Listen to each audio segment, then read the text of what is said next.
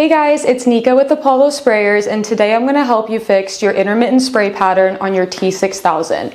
So I have a T6000 here from Apollo Sprayers, and there's a few things I would look for to make sure that my solution is spraying the best that it possibly can. The first thing I'm going to do is I'm going to take off my cup, and you do again want to make sure that when you're adjusting your cup, you're holding it from the base of the spray gun and not the handle. It just allows you to get a better seal.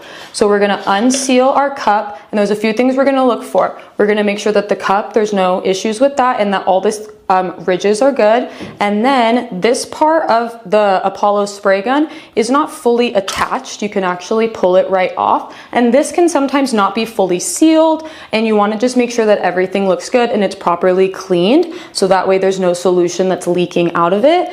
And then to put it back in there, you're just going to stick it right back in there, and you can also hit it on a table very gently to get it right where you need it to be, and then that way no spray solution is going to get out because it's perfectly sealed in your gun.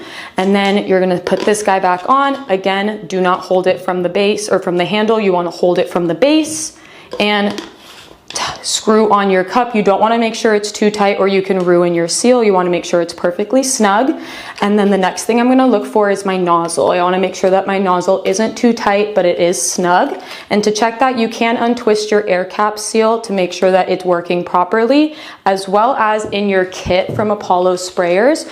With your T6000, you do receive a small wrench, and this wrench actually allows you to adjust your nozzle to the way that you like it.